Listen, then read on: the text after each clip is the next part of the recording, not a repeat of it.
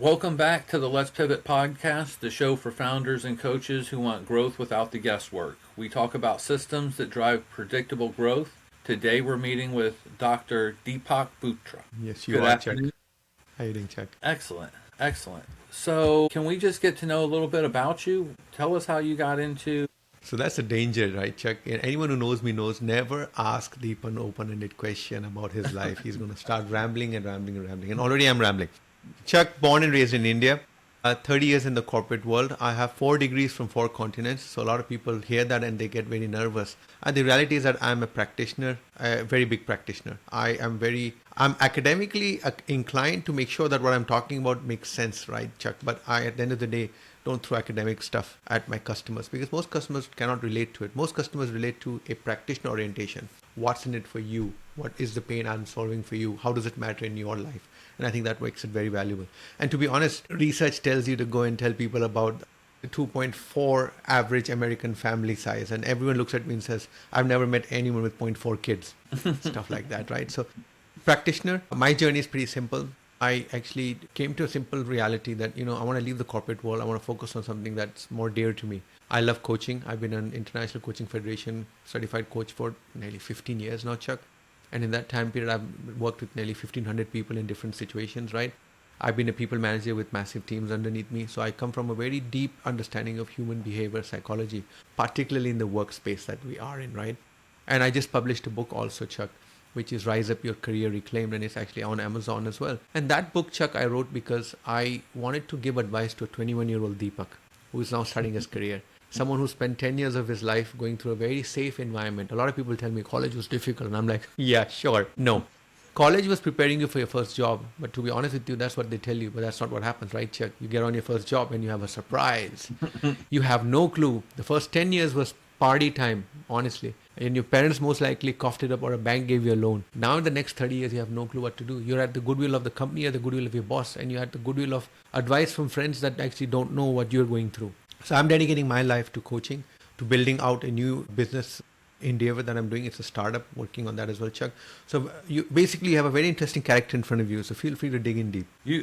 I was going to say, it sounds like you have a lot going on. How do you manage all of that? It's like, people tell me, Deepak, you're so full of energy. And I'm like, yes, but I'm literally flying on fumes. And I think for me, Chuck, it's some basic fundamentals, right? One is I'm extremely self-aware. And anyone listening in, if they don't understand what that means, it simply means that you know yourself very well. I can tell you by the minute, Chuck, when my blood sugar is going to be low because I've actually focused on understanding when should I eat. I never skip meals anymore, Chuck, because as you get older. So now people listen to this and then they're wondering, what is he talking about? I'm talking about the fundamentals, Chuck. I know if I've gone to bed at a certain hour and if I don't sleep for a certain amount of hours, so therefore I don't book any meetings after that, right? My diary is highly controlled. And to be honest with you, Chuck, everything is automated in my world. I work very strictly on specific things. I also made sure, Chuck, that I went and got a virtual assistant because I needed some structure in my life. And another thing is that I run after every shiny object. But because I'm self-aware, I know that. Therefore, I have given her some of the stuff that I would have run after. So as an example, I have to do a LinkedIn post. I wrote the post and then I spent an hour agonizing over it or, just putting it into LinkedIn. Someone else can just quickly read it, proofread it and load it up in for you if you think about it, right? So delegating what is not core is something that I've mastered at the level that I am at right now. 2, I manage my energy levels very, very appropriately, either through food or through focus. 3, when I get a rejection, I don't typically freeze. I go take a walk with the dog. I go for 10 minutes. The dog loves me when I'm angry because he gets 6 walks a day because I'm emotional. Most of us are, right? It's emotional regulation that we're then after. So that, Chuck, is a very kind of an elaborate way of kind of saying that I figured out the 3 or 4 things that allow me to manage my diary very well. And that's what I do. And then I'm a bit of a process geek. So I think automation plays a big in that. I always look at steps in the process. What can I automate? What can I make redundant? And what I can give away to someone else to run for me? It's a bundle of experiences and ideas. Okay. In your experience coaching leaders and executives, what's the biggest mindset shift that they need to make most of the time to scale, to be able to grow to that next level? Here's the funny thing, right? So a couple of things, first of all. One is a lot of coaches tell me as follows. When I was starting my journey itself, right? I initially had this, I do it because I love coaching. And my message to them is, I get that. But what happens with that mindset is that you're going to also have feast or famine, right, Chuck? You're going to have months where you're smiling, then you're going to have months where you're not smiling. So when you step back and it, you suddenly realize, but wait a minute, didn't you say that you are in coaching because you love it? And I've always told people, when people tell you I love my job, ask them a simple question. So if I did not pay you, would you be coming to the job still? No. Love, then why did you use the word love? Love is because, so this is where the caution to coaches is. Don't fall in love with your work so much that you start doing work pro bono, that you start giving away your work for free. That you think that, you know what, since I'm new to the market, which was my situation, Chuck, for the first 6 months, I was also experimenting with a lot of things, right? I only became an entrepreneur in September 2024. So you are sitting talking to someone who has done such a drive and push because I have that much energy, but I'm also highly structured. And the revelations that hit me, and I'll talk about those, Chuck, because in the preamble you did mention we're going to talk about challenges and what happened. I'll wait for that opportunity to share with you my challenges as a coach. But my message to coaches is, don't be scared of scale, because you're defining scale in terms of revenue. Don't make that mistake. One is, if you're making $100,000 today, why can't you make $1 million tomorrow? It doesn't mean that you need to do the work. You could go and find 4 more coaches and create a network out of it, right, Chuck? Get people to work for you. The problem is that if you're not thinking about scale, then you're going to suddenly realize that that $100,000 dream of yours is going to end up at $25,000, because that's just how it swings. So you got to always have a notion. We do the maths as follows, Chuck. I need to get, let's say, $10,000 billing. My average billing is 10. That means I need 10 customers per month. And I can have the same customer over 3 months. I get that. But to get those 10 customers, you need to speak to 30 people, right, Chuck? And to speak to 30 people, you need to get connects to 300. Now you start reverse engineering it, and that's when people actually realize, oh my God. And I'm telling you, that's not to grow. That's just to sustain. Now to grow. Now that's why I went and hired. So Chuck, as a coach, and I can tell you this straightforward, any coach listening in right now, allocate your resources in a very structured way. I actually fund 2 very important people in my life. I actually have someone that does cold calls for me and does follow-up emails for me, because Chuck, I cannot do it. In coaching, if you are going to sell your time, and if you've done a decent job and you sell 6 hours a day, then tell me, Chuck, where's the time left for selling? Exactly. So how do you do that? You scale, you get people with the right tools, you automate the heck out of your organizational skills and your processes. That's the only way you do it. I have automated everything in my organization to the point where even this call, as an example, if it were not in Riverside, but were on Fathom or on Zoom, I have a Fathom integration. The transcript goes into a folder. From there, it is picked up with a custom GPT, which actually analyzes it against my frameworks. I can speak to a customer in 15 minutes. And within 8 minutes, I can send him a fully formatted, cleaned up proposal, customized to his unique needs. And it's 8 minutes because it takes me 1 minute to generate automatically. It's in my mailbox even before the call is literally over. I like that. I then read it, and I then adjust it. And then I just send it back, and it auto converts to PDF, attaches in an email, and it's gone. A lot of people tell me, well, Deepak, wait a minute. Where's the one-on-one attribute in that? And my response is, what are you talking about? People confuse writing an email with relationship. People confuse going to get a glass of water. If I can outsource getting a glass of water to someone else, then do it, right? Right. And the difference is where you need to have a personal relationship is where your verbiage is not AI slop. It's you writing. Start with AI slop though. I get very nervous when people after 2 years are still fighting AI onslaught. I'm asking a very simple question. Hold on, stop. We've been using Grammarly for 10 years. No one had a problem with Grammarly correcting my grammar, right? But now you suddenly have a holier than thou attitude because now you're scared. Be scared, but don't be scared of AI. Be scared of the guy using AI who's going to take your job. That's the scarediness that I'm calling it out to people. Again, I'm going to pause because you can see I get hyper excited with questions like that. So no, I agree. The only people that are going to lose their jobs to AI are people who haven't learned how to leverage it properly and how to put it in. And I don't know what to say to you, I mean, Chuck, remember in the Olympics, you and I can sit there criticizing the fact that, all the NFL athletes and stuff, they wear these $10,000 shoes, right? And we get the replicas for $100 and we're celebrating that reality. But no one wears shoes that you and I buy from it. They're all custom shoes and stuff, right? Mm-hmm. Because at that level, you need to be different. You need to be in a different league. And that's the point I try to make to coaches, right? At the end of the day, everyone's a coach. And you know what's really frightening, Chuck, is the number of people out there who claim to be coaches is scarily high, Chuck. And what I'm trying to tell people is that if you cannot differentiate yourself, then why are you becoming a coach? You know what was really shocking for me, Chuck, is that I said, hey, Deepak, you've been in sales all your life. You've been a sales ops guy. Let's become a sales coach. Chuck, I was surprised. I go to Google and I just type sales coach. There are 100 within a square mile. I was like, what the... And Chuck, I'm telling you, I watch some of the guys making more money than me. They have no frameworks, but they have contacts and they have scaled by just banging on and on and on and on and on. So I actually went and got a Sandler franchise because I didn't want to create my own IP. And Chuck, guess what? People with their own IP who I thought could not scale are scaling. And I think that really happens because a lot of effort has to go in. So the point I'm trying to make to a coach is you can be the world's most intelligent person. You could be the world's most powerful coach. People can vouch for you. But if you cannot automate, scale, productize, and do outreach, you'll not be able to. And by the way, a lot of people look at this and they're like, Deepak, I don't like the sound of sending 10,000 emails or 5,000 emails. And I'm like, I think you're missing the point. You're conflating things. I'm not asking you to call that coaching. It's not. Coaching is that 1 hour that you give to your customer. But if AI can make that 1 hour 3x more beneficial to your customer, then what's your issue? And I think that mindset coaches have to learn and get out of. I would say that there's a majority of coaches still out there, Chuck. And I think this is the reason why you most likely set up your organization, because you see a gap. You see a gap. And the gap is more mindset. And the fact that people don't understand, so therefore what you don't understand, you fear. And I say that's ridiculous. AI is one of those things that you got to adopt and learn. I mean, to be honest with you, Chuck, my monthly expenses on AI is nearly $600. And if you look at my finances, you would argue that that's not worth it, Deepak, spending that type of money. I asked you the flip question. If I didn't spend that money, what would happen to me then? It's like, if we train people and if they leave, what would happen to us? The question is, what if you don't train people and they stay with you? What's going to happen to your business then? And when I heard this line about 20 years ago, and it's legendary, right? I think you've seen it on every LinkedIn billboard, this line pops up, right? Yeah. But I've always said this to people. The ancients gave us some advice. Listen to it. Basic stuff in life, right? If the 10 commandments, and I'm not even a Christian, right, Chuck? If the 10 commandments sound like a simple way to run your life, then heck, run it, right? Yeah. I don't need you to complicate things. And I think this is where the reality is. People complicate things. People are giving AI too much credit and very little. And I love this human in the loop concept, Chuck. To be honest with you, man, what are we talking about? Human in the loop. You are the loop. AI is the asteroid. It's in orbit around you. Get your mindset right. It's not artificial intelligence. It's augmented intelligence. And Chuck, it's your intelligence and my intelligence, which is being augmented by AI. And it's artificial, which is a great reminder, right, Chuck?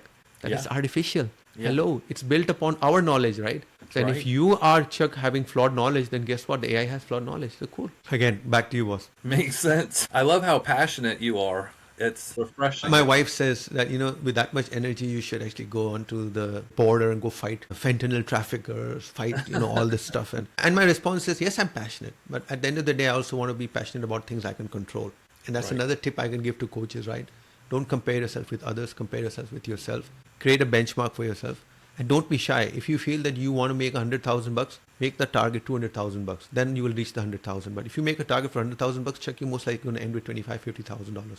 And I say this with utter respect. I thought I was an extremely capable individual, senior director of this, VP of that, blah, blah, blah, all the titles. Right? Entrepreneurship and being a coach humbles you. Your heart leads and then your brain cries because you led with your heart. When it came to your rate, when it came to this, I have customers that, Chuck, and I do it because I think it's the right thing to do. They buy 8 sessions from me, but I actually did some numbers. On average, I've offered 13 sessions against the price of 8. Good, bad, ugly, I don't know. But the point is, Chuck, there are opportunities for you to be generous. Be generous with paying customers rather than being generous with a customer that is unsure upfront. They typically will not anyway extend any contract with you and they're not going to give you the business anyway. But those that give you business, make them the happiest so that they keep coming back to you. That's also a subtle mind shift I wanted to give to coaches out there. That's great. And it follows right along with one of my principles, which is do unto others as you would like them to do to you. Treat people the way you'd like to be treated. And Chuck, I'm just adding a little twist to that, right? For those that have honored you by paying you and doing business with you, do more. So it's like, and the way I explain it to coaches is as follows, Chuck. You are driving in your car and you see the car ahead of you hit someone. The normal person would stop, the cops call, hang until the ambulance gets there and then send it. But what I'm asking you to do, because this person is now your customer, hang there, sit in the ambulance with him, get him to hospital, make sure that his family gets there and then leave. That's all I'm asking for. You're still a good Samaritan, but the degree of work and the degree of intervention you do is different. 2, let's talk about automation and AI in that for 1 second, Chuck. Today, if I'm doing business with a customer and he's paid me, the ability to add on a few sessions is actually possible because I manage my time efficiently. And 1, I am so deeply understanding of his needs that I can add value to it because I use AI. Look, I'm human. I can't remember more than 30, 40, 50, 60 frameworks. But guess what? AI remembers the framework and also remembers the 10 different variations of how it can be applied. So the question, what I tell you is, instead of using AI to get more new business, which is typically what people try to do, I'm saying use AI to retain current business. give that person that you're serving a shock. I have never seen this type of richness. That's what my customers tell me. Deepak, wait a minute. How did you understand the emotional context? I thought you're not a psychiatrist. And I'm like, no, I'm not a psychiatrist. But AI gives me a twist. But at the same time, I'm an ICF coach. So there are ethics in how I use AI. I cannot use AI to diagnose people's illness and stuff. That's wrong. I am not even, so sometimes customers say a lot of stuff to me, Chuck, right? I have to ignore it and tell them. So I have customers sometimes telling me, the wife gives me a lot of grief. We are considering a divorce. Here's my response. I hear you. Thanks for sharing that. It's not my place, nor am I qualified to comment on that. I would like to remind, this is what we agreed upon. Let's keep it there. But it's a good piece of information. I'm not stopping you from sharing that with me. But I cannot and will not give you any advice that is going to help you. I can recommend one thing though. Go see if you and the wife can agree to go meet someone external, a third party that could potentially help with some counseling skills. Then they ask me, can you recommend any? My response usually is, that's not my sphere of influence or domain. I recommend you go and do that research yourself. And let's follow up on it whether you found someone or not, and I'll see what I can do. But I don't want to give that piece of information, because then they're going to come back and say, that person was bad, Deepak, and you recommended him. I didn't recommend anyone, man. Hold on. The only marriage counseling I've gone for, Chuck, is where the wife pulls me by the ear, sits me down and says, you're not going to argue with me ever again. And I'm like, yes, ma'am, done. End of counseling for me. Back to you, sir. So let me ask you, the entrepreneurship journey that you're on, and as an author, each book is its own mini entrepreneurship journey, right? The reviews and the customers, and figuring out where and how to sell those typically. Can you tell me, and it sounds like you're pretty automated all across. Was there a single issue, or was there something that made you decide to go in that direction? Let's start with the basics, Chuck. Basics were as follows. Deepak Bhootra, 30 years in the corporate world. I call a customer and, hi, this is Deepak calling from HP. Deepak calling from X company. And they would say, oh yes, how can I help you, Deepak? Yeah. Deepak got very happy. Deepak becomes an entrepreneur. Deepak starts calling people from September 2024. Deepak says, hi, this is Deepak from Jabulani Consulting. Who? Deepak from Jabulani Consulting. This was the shock for me. The name of my company is actually what made that cold call into a warm call. And now suddenly I realized, wait a minute, no one knows me. No one knew me beyond my personality at work, personality in the corporate world. So my first message to everyone is that when I started looking at this, I suddenly realized no one knows me. What do I do now? So Chuck, I said, Deepak, you need to make your presence known. And I chose LinkedIn as that venue to do that effort, right? And then I suddenly realized that's a lot of work I need to do. So I actually went and got a marketing guy and said to him, hey, can you help me make carousels and do this? I have ideas. I have tons of ideas. Can you help me to format in such a way? Because I am not a design guy and I don't have the ability to go sit in Canva. I can do it though. Over the course of time, Chuck, I've become very good at that stuff, right? So that was my first taste, is where I actually outsourced my reach, first of all, right? Because you can't do everything. And I think this is what I want to tell coaches. When you look at other coaches and you see a prolific generator of work on LinkedIn, ask yourself a question. How does he do it? If you think that one person is going to, I spend 4 hours on LinkedIn a day, Chuck, but then LinkedIn gives me 80% of my revenue also, right? So therefore it's justified. So to coaches out there, start with first scaling your own stuff by looking at people. Then the next thing that happened was that, Chuck, I actually realized, since I'm a prolific writer, I have ideas, but sometimes I want to get to a first draft very quickly with an idea, right? So I actually have custom GPTs and integrations that actually I literally talk into my microphone, Chuck, and I give ideas to it, and then we just do a back and forth. And by the way, I'm writing my own emails on the side. I'm carrying on working. So why? Because this is one of the problems that you got to understand. You have to multitask, and that's where technology can really help you a lot. So my custom GPTs will come back and say, hey, and I'll tell it, I wrote this post. This post did very well. Here are some of the comments of the questions that came. From these comments, give me 5 topics that I could create as part 2 or part 3.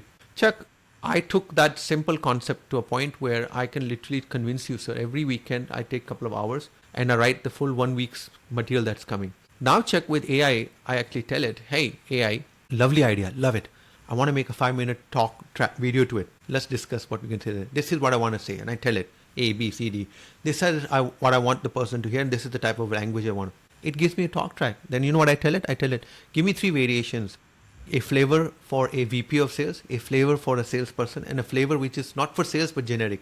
Then I look at that, and remember, no one output is the same. They all come out. Now from that, I then say, I like this, I like this, I like this, put it together. Voila. Now I convert that into a talk track. And guess what?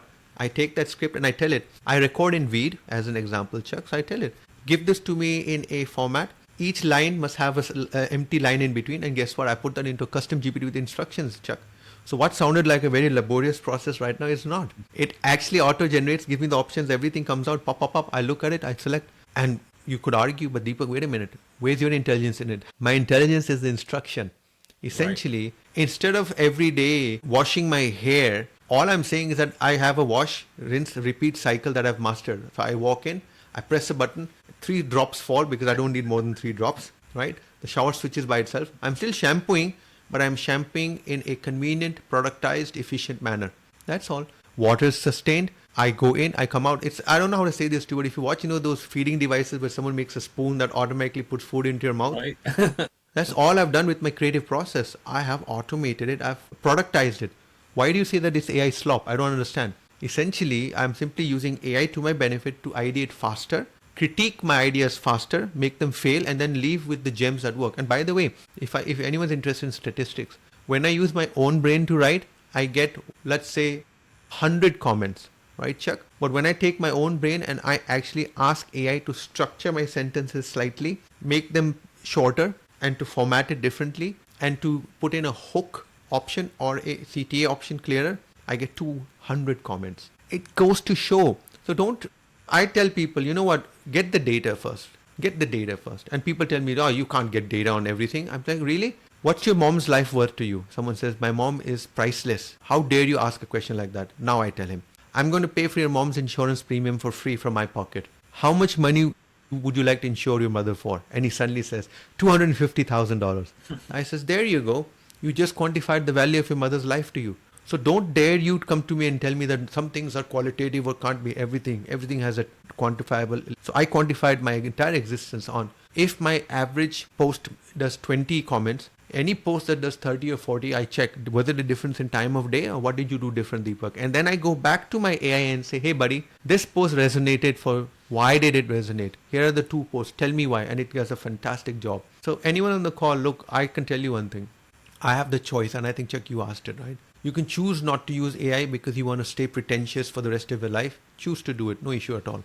But then remember, you will be stuck at a $100 rate per hour because you're not using AI to add more value. And if you can't add more value, you're not going to get paid $200 an hour. Right. I can challenge anyone on the call who tells me otherwise, forget it.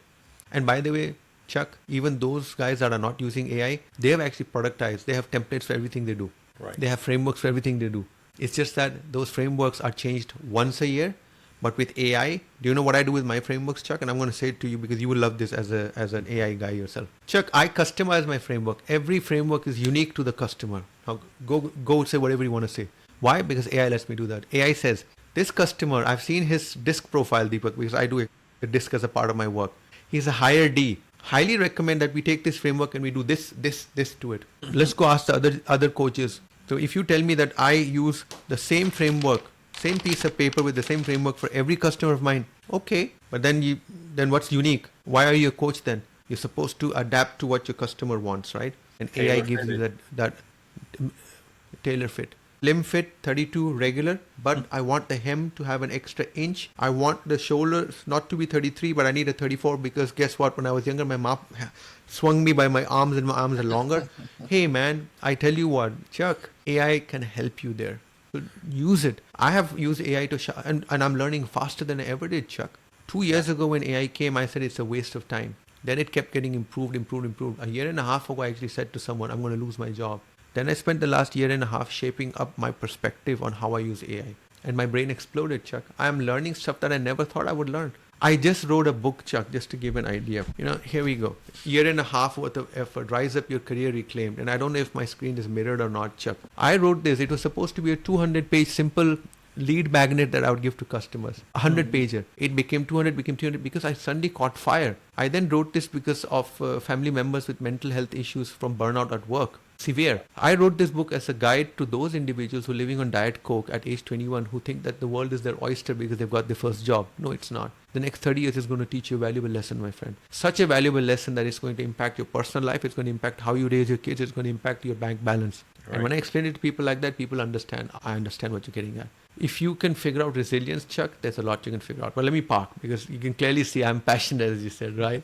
And it's been my biggest problem as a child also, right? When people start on a topic, I just love it. And I just want to contribute. I think I'm contributing. And sometimes it's emotional overwhelm or cognitive overwhelm. So I'm going to slow down. Back to you, Chuck. Well, the last one, and I love the passion. I love the enthusiasm. They say it's the one emotion that registers higher than love, enthusiasm. So I do like to see it.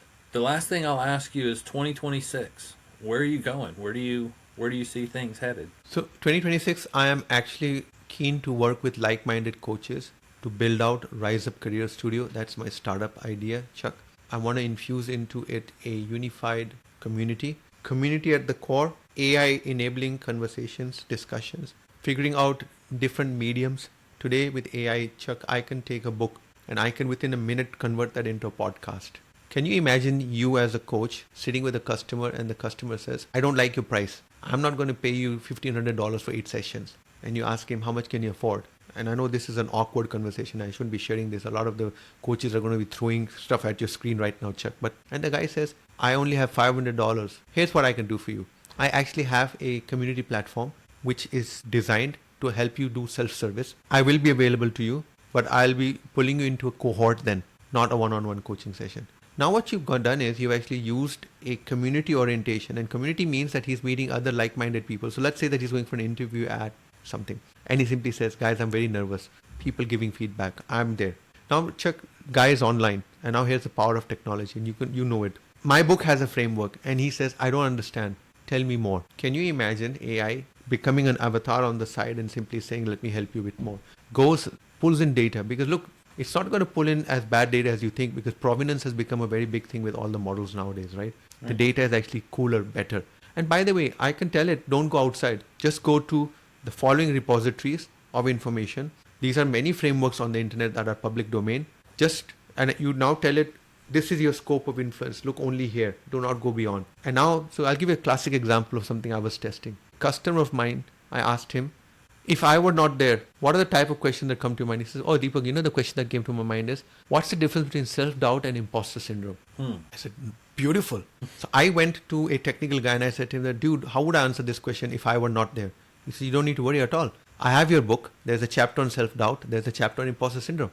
Now I'm going to simply say, contrast the two chapters and tell us what it is. And then generate a graphic that explains it. Chuck, blew my mind. It came back with a single slide, drew a continuum, explained self-doubt, explained its symptoms. Then it explained over here imposter syndrome. And there's a difference. They may appear to be the same coin, but they have two distinct perspectives to them. One actually has an Indonesian currency print on it. The other one has a New Zealand. So now it's unique. And you're like, wow, how do I use this? You use it in context. Right. You use it in context. And I was surprised. That, Chuck, is why I'm telling people, please, please, please stop. There's a lot happening. And there's this, I don't know if you've seen this word, Vox Coach or Coach Vox. This is another thing that, Chuck, that's happening where people are now telling coaches, if you have productized your business, let's productize it to the next degree. You create your own avatar, Chuck, and it's doing the training and stuff. Now, can you imagine you stop the avatar in the middle and say, I didn't understand. Could you repeat yourself? And the avatar, by the way, is not just, as you can see, it actually says, hey, Chuck, how are you doing? Let's start today. So, Chuck, yesterday we discussed this, and here's a summary of what we discussed. Now let's move on to today's agenda. Chuck is sitting there mesmerized, isn't he? Because guess what? Chuck, people love talking about themselves more than they love talking about anyone else. And AI has the ability to actually remind Chuck, bring Chuck into the conversation. Hey, Chuck, when we met last time, you had to end the meeting early because you had an assignment. Did everything go well? Whoa, what's happening here? Right. That's happening there. That's what I want to work on, Chuck. And I don't want to build this technology out. I want to work with other people. So I'm looking for coaches who are technocrats, coaches who would like to come participate in something like this, coaches who believe in a different future, coaches who would like to scale without being present all the time. That's the type of stuff I want to do going forward in 2026, Chuck. That's going to change education, the way that education is run. And by the way, it's not me doing it. It's happening already, Chuck. The only difference in with what I'm saying is that I'm not an ideator. Don't think too much of me. But I'll tell you one thing. I'm a good sensor. I know where the market is going. Chuck, you are at a party and you say something stupid and the wife just looks at you and a storm is coming. Winter is coming. You now get into the car to drive back and you're very quietly just driving because you know it's coming. Then she suddenly turns and says, do you think that was good behavior what you just said in there? And you swallow hard and you say to her, no, it's not, because you're man enough to admit that, and because she's given you that much time to think. That's what's happening with me. I'm looking around me and I'm seeing all these guys doing beautiful stuff. All I'm now saying is that instead of everyone doing beautiful stuff, let's remember one thing: no man is an island. Let's bring in the best of AI from different areas. May it be a resume builder, may it be an AI interviewer, may it be so on and so on. The power behind that, Chuck, is pretty powerful. So I'm simply giving this message out there because I'm using your platform. I'm actually misusing your platform, Chuck, to simply state, I think there's better that we can do. And let's assume that it's not, if you want scale, you got to bring in AI, full stop. And community. Chuck, gone are the days of this one-on-one counseling. I'm telling you, my friend, gone. What's going to happen is that AI is going to get so pervasive that you and I are going to, 3 years from now, Chuck, this is what I'm going to present to you. You will actually pay a premium to speak to a voice. Yes. You're going to call a call center and you're going to say, and it's going to tell you, if you'd like to speak to a human, we will charge you $20 an hour. And you're going to say, you know what, I want to speak to a human. Because you'll be tired of the robotic nonsense. Yes, you'll get served efficiently. You will get served efficiently 70% of the time. But that last mile when you really need human support or guidance, it's going to happen. And by the way, $20 per hour is cheap. You know that. Yeah. If you were doing it with a human being, it'll be $100. It's still cheap because that person is using AI at his disposal also. You're going to give him a case or a story and he's going to solve it in a minute instead of solving it for... That's the fun in games that's going to happen. So I don't want to be that frog that got boiled in water, right? Right. Come on. Exactly. 100%. That's... Okay. Well, thank you, sir.